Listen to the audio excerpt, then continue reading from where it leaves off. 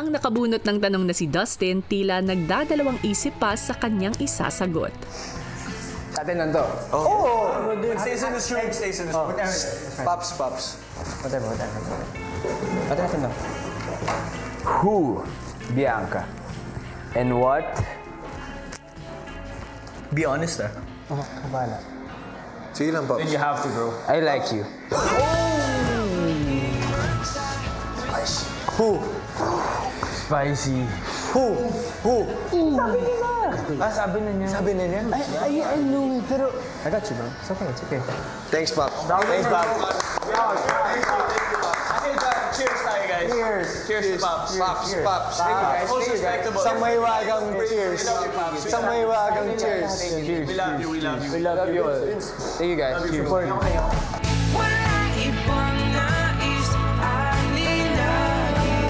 Ikaw liyagan sa'yo, akalain. Sa'yo tumutugma, isip ko't kaluluwa. Sa maingay na mundo, ikaw ang pahinga. Bianca, I like you.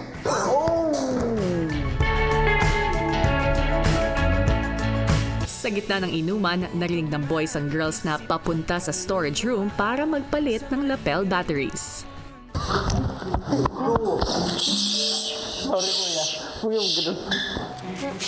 Five, six, seven, eight, and one. And a two. Five, six. Red, please. Kunwari hindi nagtitaping. Taping tayo. Lights, camera, action!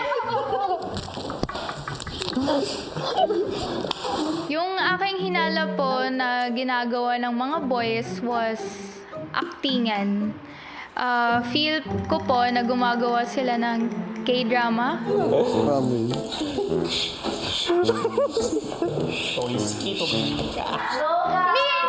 you! Ay, galing ano sa taas niyo kung ano man yan. Napafomo na po ako.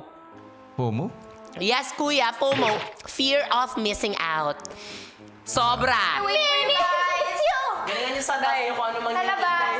drama na yan. Nakala ko nag-iiyakan sila kasi akala ko nagme-method sila or nag-actors cue sila kaya sila CR ng CR kasi iiyak or basta akala po namin kuya ganun yung atake.